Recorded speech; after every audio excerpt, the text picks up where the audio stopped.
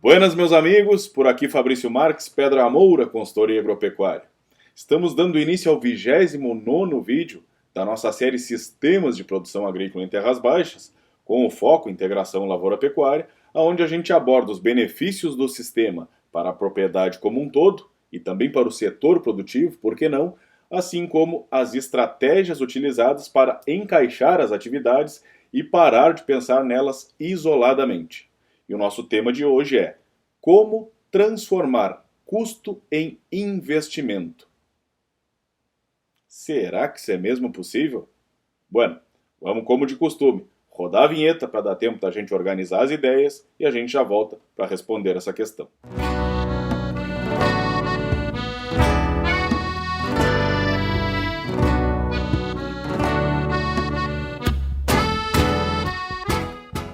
Mas antes de entrar no tema do vídeo, propriamente dito, eu gostaria de fazer algumas considerações.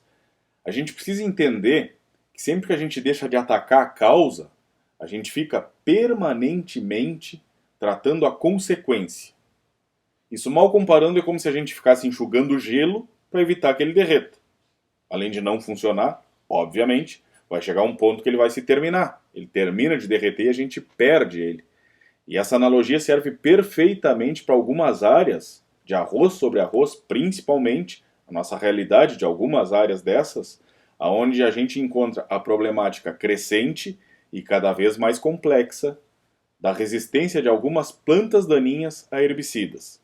Inicialmente ao grupo das imidazolinonas, mas que já está extrapolando para os inibidores da ALS de uma maneira geral. E isso tem relação direta com o relato de caso que eu trouxe para dividir com vocês hoje, pois, como de costume, eu vou pegar uma situação vivida por mim, uma experiência pela qual eu passei, para servir de pano de fundo, para que a gente junte mais algumas questões técnicas e operacionais, relativas ao tema, obviamente, para poder formar uma linha de raciocínio e a gente, mais uma vez, dividir um pouco de conhecimento com vocês. E essa questão desse relato de caso do dia de hoje, essa expressão que inclusive pode ter chamado a atenção de vocês, que está na capa do vídeo, né, que é o câncer da fazenda. Isso daí, na verdade, é a origem desse vídeo. Esta expressão é a origem desse vídeo de hoje. Foi daí que saiu a ideia de fazer esse vídeo e dividir essas informações com vocês, este relato de caso, essa experiência vivida, pelo seguinte: o câncer da fazenda é uma expressão que um produtor que a gente atende usa para se referir a uma parte, a uma área dentro da propriedade dele, que, segundo ele mesmo, é a pior situação de infestação de arroz preto e vermelho e de capim. Todos eles, de capim-arroz, né? Todos eles resistentes a herbicidas. E que, por incrível que pareça, nesta safra, foi a única área que a gente não precisou fazer nenhuma aplicação extra para o manejo do capim-arroz. Mas antes de detalhar essa história do câncer da fazenda, eu gostaria de alinhar com vocês alguns conceitos, para que a gente parta, para que todos nós estejamos no mesmo patamar, que a gente saia do mesmo ponto de partida. É uma maneira da gente uniformizar a informação, nem que seja de forma didática para seguir o passo a passo do vídeo depois. Tá? Então, conceitos de custos e investimentos e questões do que gera potencial produtivo, o que cria potencial produtivo dentro da propriedade e o que tão somente protege potencial criado. Tá? Acho que são esses detalhezinhos aí é o suficiente para que a gente entenda, para que vocês entendam, na verdade, a linha de raciocínio que eu quero montar e aonde eu quero chegar com esse vídeo. Eu vou começar colocando aqui um gráfico para a gente ver essa questão de potencial produtivo, o que gera potencial, o que limita potencial, o que protege potencial, e depois a gente aborda a questão do custo e do investimento e retoma para detalhar o relato de caso de hoje. Bueno, partindo então para o nosso gráfico, que na verdade nem é um gráfico, é um esquema, né? Mas enfim, vai nos ajudar bastante a entender, a montar a linha de raciocínio que eu quero dividir com vocês hoje. Então, como que a produtividade é definida? Tá? A gente tem a coluna da direita aqui os fatores que definem, que limitam e que reduzem o potencial produtivo, e no lado esquerdo, o potencial quanto mais para cima, que obviamente mais alto potencial, né? E as interações do ambiente, do manejo, das tecnologias utilizadas, tá? Quanto melhor esta interação tiver, mais potencial a gente atinge. Mas vamos nos fixar nesse lado direito do gráfico aqui, do esqueminha, porque é por aqui que eu quero desenrolar o raciocínio com vocês. Então vocês percebam aqui que o que define potencial produtivo é genética e questões climáticas. Percebam aqui que segundo esse esquema, quanto mais alto o potencial, menos controle a gente tem. Em tese, não concordo. Vejamos aqui, genética define potencial. A genética a gente tem capacidade de escolher o material genético que a gente vai utilizar. Basta escolher uma cultivar com alto potencial produtivo, comprar semente de qualidade e a gente definiu este fator. Então a gente conseguiu interferir. A gente tem controle sobre isso comprando, adquirindo uma semente de qualidade de algum material de alto potencial genético. As questões climáticas, radiação, CO2, temperatura, luminosidade, a gente não tem controle direto sobre elas, mas indiretamente a gente escolhe, de acordo com a época de semeadura, com o filé da época de semeadura, que a gente vem abordando incansavelmente essa questão. Se a gente acertar o filé da época de semeadura, a gente consegue, dentro da normalidade, ter o melhor potencial de radiação, de luminosidade, de temperatura, enfim, para o florescimento, para a fase reprodutiva das culturas, seja a soja, seja arroz. Esse raciocínio serve para as duas culturas. Então, por que a gente bate tanto que a época de semeadura é fundamental? Porque ela sim define potencial produtivo, que a gente consegue adequar o melhor momento, a melhor janela de radiação, de luminosidade, disponibilidade, CO2, enfim, os fatores climáticos, embora a gente não interfira neles, a gente consegue, escolhendo a época de semeadura, adequar o florescimento, a fase reprodutiva da nossa lavoura, florescimento, formação e enchimento de grãos, dentro do melhor período, da melhor janela de luminosidade e temperatura. Então, estes fatores que definem potencial produtivo, a gente consegue controlar. O que limita potencial produtivo é água e nutrientes. E por que limita? Porque de acordo com a escolha que a gente fizer do material genético, vai ter uma demanda por água e uma demanda nutricional. Se a gente entregar o que a genética escolhida precisa, ela vai explorar o seu máximo potencial. Se a gente entregar só uma parte, ela vai produzir até o limite daquela disponibilidade que ela tiver de água e nutrientes.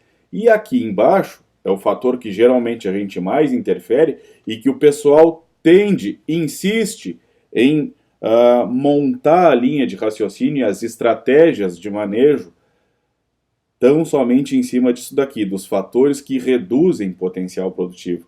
Pessoal, controle de pragas daninhas, pragas, doenças e plantas daninhas tão somente serve para a gente proteger potencial produtivo, para evitar que se perca potencial produtivo. A gente cria potencial produtivo com isso daqui. Época de semeadura, um bom material genético, água e nutriente de acordo com a demanda do material genético escolhido.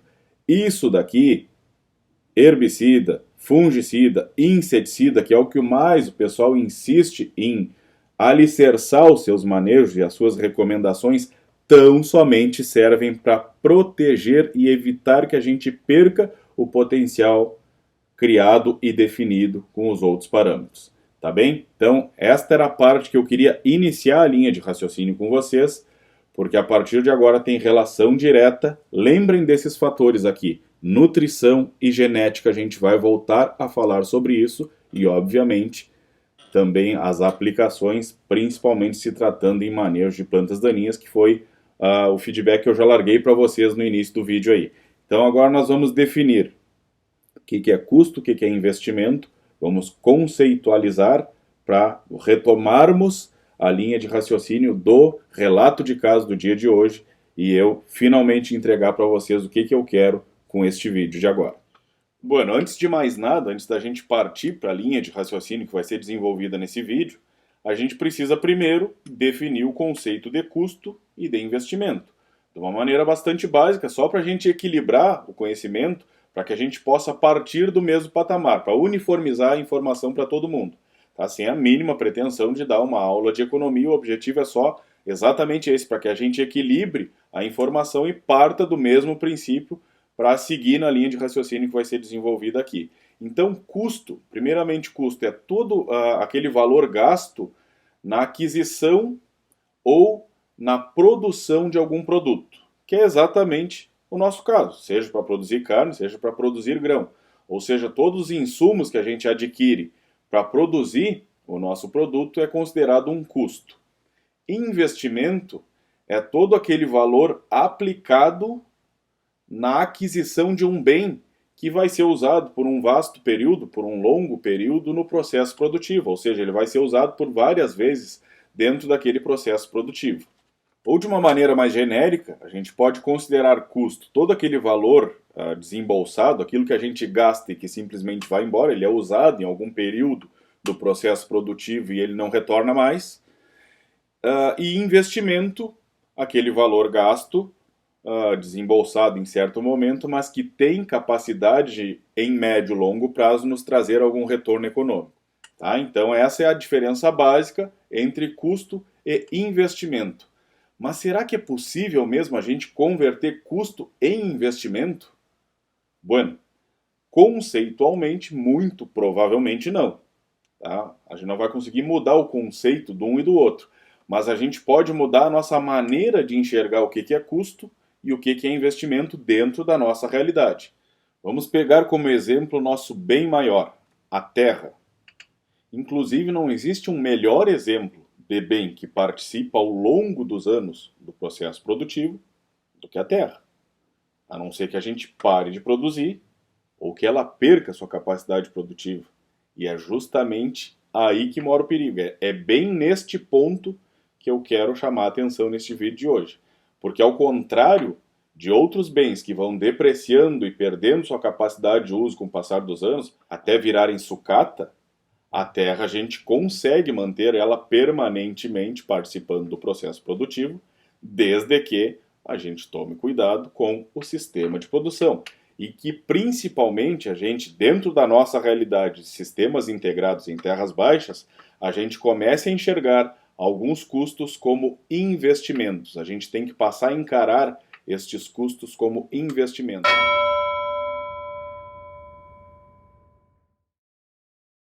Esse produtor é a primeira safra que a gente está trabalhando juntos, mas que justamente procurou a Pedra Moura porque queria mexer no seu sistema de produção, começar a trabalhar com rotação de culturas e principalmente a questão da integração com a pecuária. Na verdade, a rotação de culturas ele começou na safra passada, quando a gente ainda não estava atuando em conjunto. Mas para vocês terem uma ideia, faz 15 safras que ele assumiu a propriedade da família, e tão somente na 14ª safra que ele estava à frente do negócio, começou a introduzir a soja nas terras baixas, na realidade da propriedade dele. Tá? E embora a gente ainda não estivesse trabalhando em conjunto, antes da colheita da safra passada, a gente já começou a ter as primeiras conversas, fui algumas vezes, fiz algumas visitas na propriedade já para ir começando a entender a situação, a realidade do sistema produtivo dele, e nesta área específica, que ele escolheu, obviamente, a pior situação que ele tinha dentro da fazenda para começar a rotação de culturas. Então a soja foi introduzida no câncer da fazenda. Então nesta lavoura específica teve soja na safra passada e a minha primeira interação com ele, ainda antes da gente começar a trabalhar em conjunto, efetivar o contrato, eu sugeri que essa área fosse entaipada imediatamente após a colheita e que a gente introduzisse uma forrageira de inverno.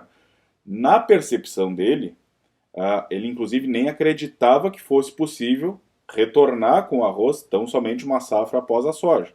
Então, a impressão que ele tinha, a intenção que ele tinha, na verdade, era repetir soja por mais 2 anos, ou seja, 3 anos consecutivos de soja para tão somente, após este período, retornar com arroz nesta área. Com foco na época de semeadura, que eu acabei de falar para vocês, que define potencial produtivo, a conseguir argumentar e convencer ele de que era importante a gente aproveitar essa área pronta, este benefício da redução de custo do preparo que a soja nos favorece, nos possibilita, e fazer o entaipamento da área imediatamente após a colheita e a gente colocar uma forrageira de inverno e já introduzir, começar nesta lavoura, a integração com a pecuária. E assim foi feito. Então, para situar melhor vocês, a gente estamos tendo, na verdade, 3 situações distintas dentro da propriedade nessa safra. Uma delas é essa área em questão, onde foi o conceito completo da ILP, né? A rotação de culturas, a cobertura de inverno com pastejo e o plantio direto do arroz em cima da área de pisoteio. A segunda situação das áreas lindeiras com essa, há 2 anos atrás havia sido arroz, ficou um ano em pousio, retornou o arroz nesta safra, tudo em preparo convencional. E uma terceira situação de uma área que fazia 5 anos que não era lavoura, tinha sido arroz 5 anos atrás, ficou este período em pousio, a gente colocou uma forrageira de inverno, mas não fizemos o preparo antecipado, se mexeu na área na hora de plantar. Numa parte a gente só fez taipa, na outra parte fez um preparo convencional e semeamos. Inclusive foi a primeira lavoura que a gente semeou nessa safra. O que eu quero chegar? Onde eu quero chegar com toda essa história?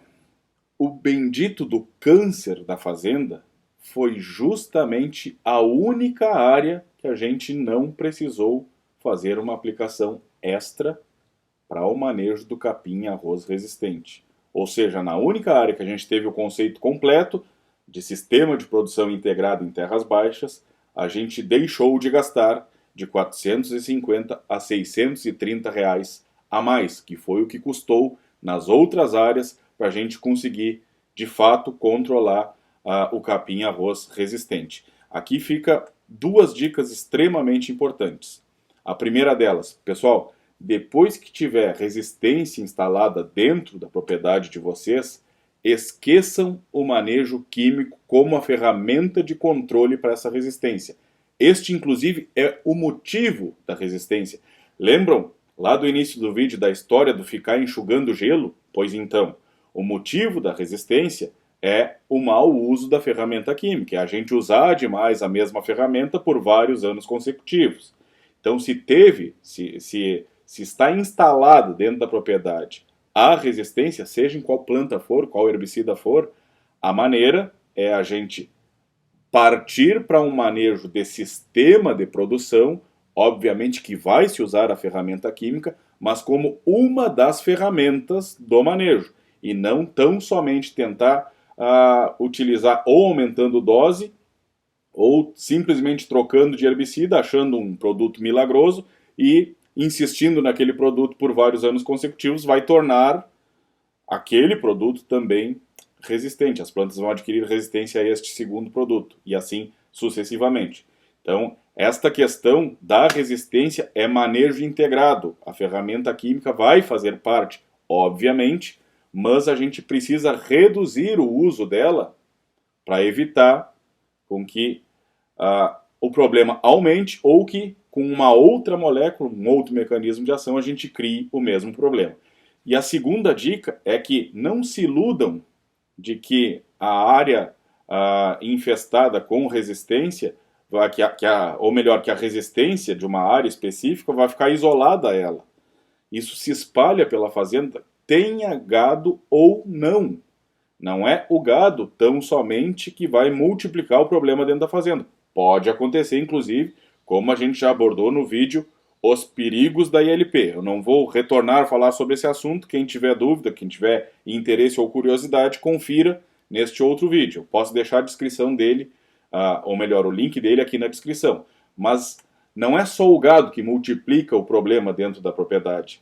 O trânsito das máquinas, as colheitadeiras, pessoal, essas áreas que a gente faz preparo convencional, os tratores, as grades, a plaina, enfim, a gente transporta de uma lavoura para outra o problema, espalhando ele por dentro da propriedade. Em resumo, uma vez adquirida a resistência, ela cedo ou tarde vai estar espalhada por toda a propriedade.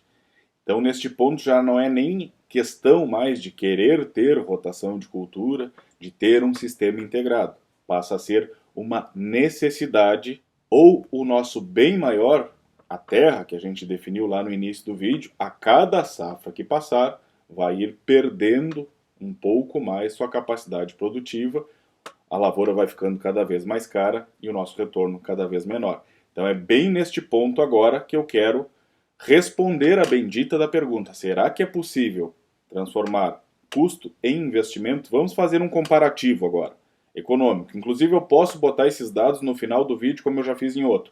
Eu faço aqui um slide PowerPoint e deixo esses comparativos no final do vídeo. Mas agora vamos só raciocinar em cima dos números. Eu falei que a gente gastou de 450 a 630 reais a mais no manejo de herbicida nas áreas que não tiveram rotação de cultura e integração com a pecuária. Então vamos arredondar para ficar mais simples. 500 reais na média, tá? Para ficar um número redondo.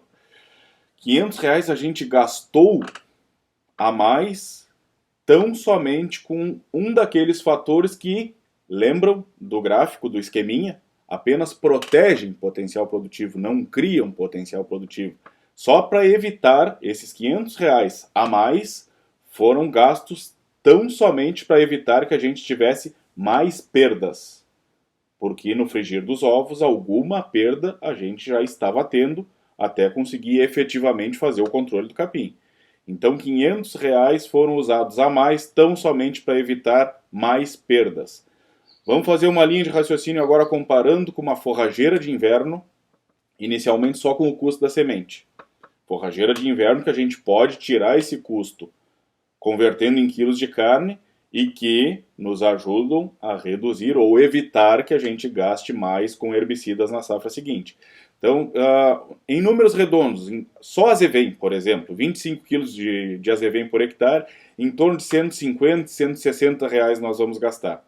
Se a gente for introduzir alguma leguminosa junto, por exemplo, o trevo persa, que eu já falei em vários outros vídeos, e que é uma tendência da gente usar, porque além de servir de cobertura vegetal, de forrageira para a pecuária, tem gerado incremento de produtividade, mas não vamos entrar nessa seara, tá? Vamos só falar da cobertura de inverno, do custo dela. 15 quilos de azevém com uns 3 quilos de trevo persa, a gente vai gastar em torno de 180, 190 reais. Lembram quanto que custou o herbicida extra?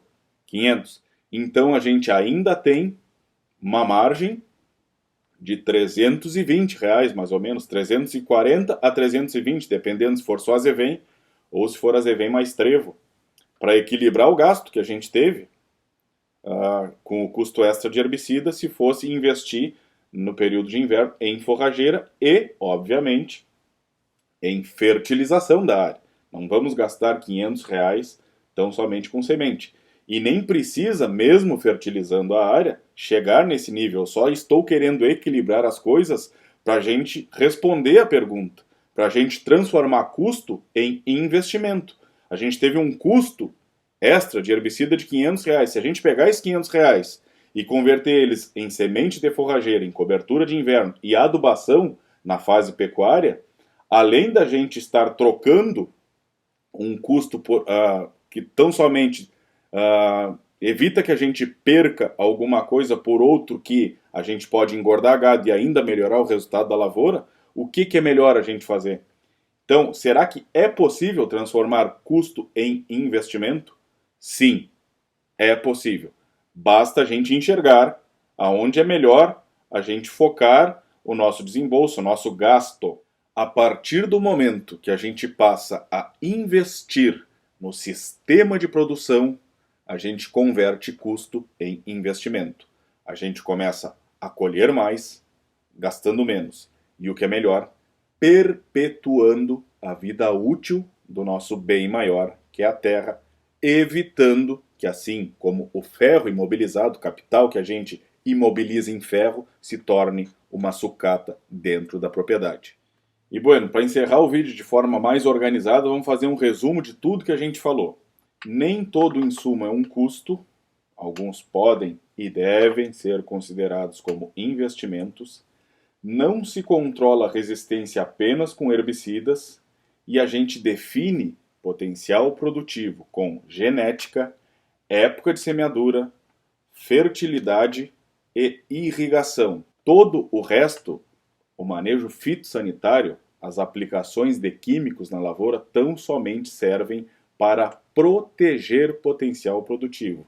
Estes insumos, sim, são meramente gastos, que a gente pode reduzir, diminuir o uso deles através do sistema integrado. Então, todas as vezes que a gente tiver a possibilidade de optar por qual dos insumos a gente priorizar, se a gente vai investir no sistema ou tão somente gastar mais em ferramenta química, a decisão cabe a cada um de vocês. Eu acho que com esse vídeo já deixei bem clara a nossa opinião. Bueno, e como forma de bônus para ti que chegou até o final do vídeo, chegou até aqui, eu vou fazer um relato, na verdade um comparativo, de duas situações distintas pelas quais eu passei e que uma delas explica e ajuda a reforçar muito bem esta opinião que eu expressei nesse vídeo da importância do investimento em forrageiras e fertilização na fase pecuária. Tá? Eu já falei em vários outros vídeos, em várias outras oportunidades, que eu trabalhei por algumas safras junto à Estância Tamanca. Lá, durante a minha passada, o manejo era tão somente arroz e pecuária, não tinha a rotação de culturas com a soja. Mesmo assim, não tinha nenhum problema de resistência na área, porque eram 7 planos, a estância dividida em 7 planos, onde se usava 2 com lavoura, e 5 deles com pastagens com forrageiras consorciadas, gramíneas e leguminosas, por 5 anos, até voltar à lavoura naquela mesma área, e neste período, fertilização das forrageiras, além de ser um consórcio de gramínea com leguminosa, pastagem de alta qualidade, ainda tinha a fertilização das áreas. Então, até retornar com a lavoura nesta área, o benefício da ciclagem de nutrientes, da perenização da pastagem, melhorando a condição química e física do solo para entregar para a lavoura um potencial produtivo mais alto, ainda assim, a própria cobertura que a pastagem fazia impedia que proliferasse plantas daninhas na área, e o pouco uso da ferramenta química evitava que a gente criasse resistência. Então lá, até vou fazer uma confissão para vocês aqui, teve a última safra que eu trabalhei junto com eles, teve uma lavoura específica, um quarteirão específico da área de arroz, que junto ao momento da gente iniciar a irrigação, eu caminhei, acho que um turno inteiro dentro da área procurando um motivo para colocar herbicida e não achava. A gente tinha feito o ponto de agulha com pré-emergente e o herbicida Clearfield, e junto ao momento de iniciarmos a irrigação eu não achava uma justificativa para colocar herbicida de novo na área. Mas o tal do coeficiente de cagaço, aquele que se usa, a expressão que se usa, né, o coeficiente de segurança, para quem é da engenharia aí, sabe que tudo que é projeto tem uma margem de segurança que se usa, eu acabei colocando 80 gramas do herbicida Clearfield antes da entrada d'água, por puro descargo de consciência. Não me animei a colocar água sem herbicida naquela lavoura. Tá? Mas e essas 80 gramas, a lavoura foi limpa até o final, sem nenhum problema de escape de planta daninha. Então, para vocês verem, terem uma noção do quanto o benefício do sistema, e mesmo sem a rotação de culturas, é este investimento na fase pecuária, seja em forrageira, seja na fertilização da área, garantia um manejo tranquilo desta forma.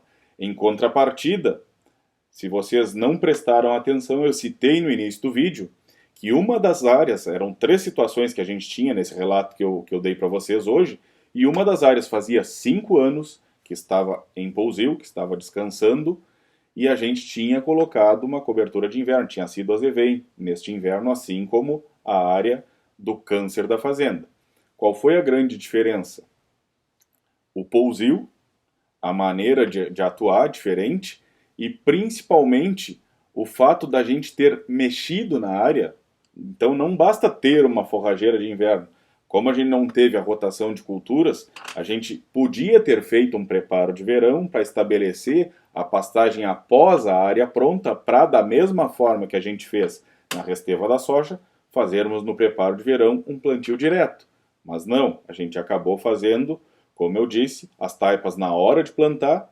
Num pedaço da área a gente fez um preparo convencional, no restante e maior parte da área a gente só fez as taipas, mas mesmo assim a gente mexeu na área junto à operação de semeadura, e ainda assim, como era uma área de pisoteio, a adequação das correntes que vem de arrasto atrás das plantadeiras para melhorar o recobrimento das sementes do arroz, dá uma descascada, leva um pouco da terra solta de cima da taipa para o leiveiro, para dentro do quadro do arroz, e esta mínima mobilização que teve no solo já serviu para a gente provocar o banco de semente, e a gente teve uma dificuldade de controle nesta área também. Então fica aqui este bônus deste comparativo, que é o investimento permanente na cobertura de inverno e na fertilização das áreas, pelo o fato a cobertura de inverno também também tem a sua demanda nutricional. Lembram do esqueminha do gráficozinho lá do início? Falando que o material genético precisa de água e de nutrientes de acordo com o seu potencial genético, com o seu potencial produtivo. Mesmo que a gente não vá colher grão, a forrageira a gente precisa colher pasto, e para que ela consiga explorar ou expressar o seu potencial genético, a gente tem que também entregar água e nutrientes, assim como uma lavoura que a gente vai colher grão. Então, é extremamente importante este tipo de investimento para quem pretende ter longevidade e sustentabilidade dentro do seu negócio, dentro da sua propriedade. Mas cabe ressaltar aqui, antes de encerrar o vídeo, sustentabilidade ao pé da letra, com tudo o que faz parte deste conceito, a questão ambiental, social e econômica. O fator socioeconômico também faz parte da sustentabilidade e a gente tem que cuidar deste detalhe. Na maior parte dos casos, o que a gente vê quando se fala em sustentabilidade é muito focado exclusivamente na questão ambiental, como se o fator social e econômico não fizesse parte deste conceito amplo e verdadeiro de sustentabilidade. E antes de encerrar o vídeo, eu gostaria de te fazer um convite. Se tu ainda não está inscrito no canal, te inscreve aí e ativa as notificações para que o próprio YouTube possa te avisar cada vez que a gente colocar um vídeo novo por aqui. E se tu acha que o conteúdo foi relevante, tem algum valor para ti, deixa a tua curtida e de preferência compartilha esse vídeo para a gente, porque assim mais pessoas vão ter acesso a esta mesma informação com esse movimento que a gente faz aqui no canal, seja de curtidas, seja de compartilhamentos, de inscrições no canal, faz com que o algoritmo da ferramenta entenda que este material é relevante, que esse assunto é de valor e começa a mostrar para mais pessoas. Então, fica aqui o meu agradecimento desde já e conto contigo, te espero do lado de cá. Deixo o meu forte abraço e até o próximo vídeo.